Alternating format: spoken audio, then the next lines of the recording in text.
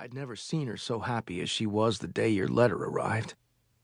As you might have gathered, Mom wasn't all there during the last few years of her life, and by the very end, extreme dementia had set in, which made it hard to distinguish the pretending of her final days from the real world. Everything blurred over time. During her good moments, if you can believe it, she actually used to pretend, that I was you, that Richard Gere was living with her, taking care of her, which must have been a welcome alternative to the truth that her ordinary, unaccomplished son was her primary caregiver. "What will we be having for dinner tonight, Richard?" she'd say. "Such a pleasure to finally spend so much time with you, Richard." It was like when I was a boy, and we pretend we were eating dinner with a famous guest, Ronald Reagan, St. Francis, Mickey Mouse, Ed McMahon, Mary Lou Retton, occupying one of the 2 seats in the kitchen that were always empty, except when Father McNamee visited. As I previously stated, Mom was quite a fan of yours. You probably visited our kitchen table before, but to be honest, I don't remember a specific Richard Gere visit from childhood. Regardless, I indulged her and played my role, so you were manifested through me, even though I'm not as handsome and therefore made a poor stand-in. I hope you don't mind my having invoked you without your permission. It was a simple thing that gave Mom great pleasure. Her face lit up like the Wanamaker's Christmas light show every time you came to visit. And after the failed chemo and brain surgery and the awful, sick, retching aftermath, it was hard to get her to smile or be happy about anything, which is why I went along with the game of you and me becoming we.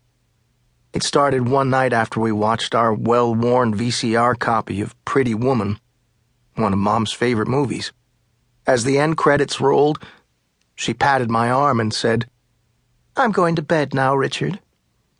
I looked at her, and she smiled almost mischievously, like I'd seen the sexy fast girls do with their shiny painted lips back when I was in high school.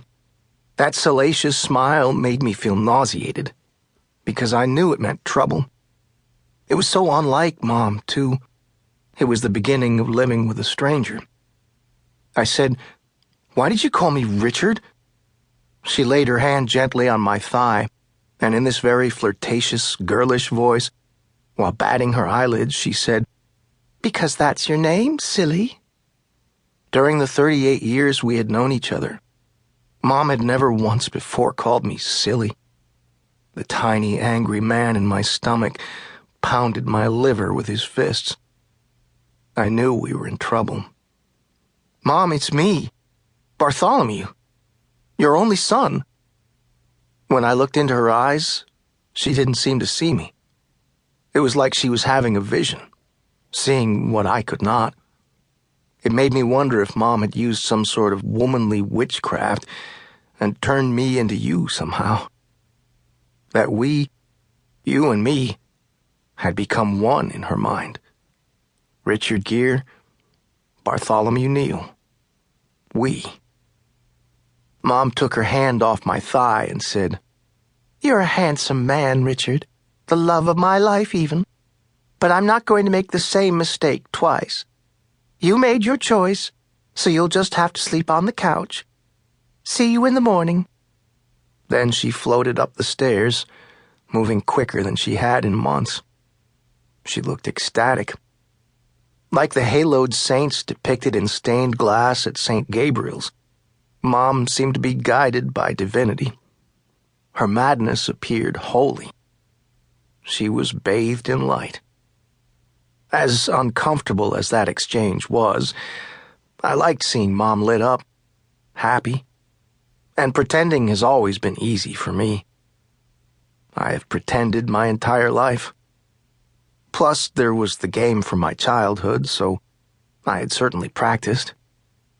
Somehow, because who can say exactly how these things come to be?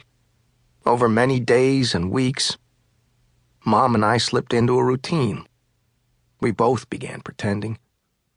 She pretended I was you, Richard Gere. I pretended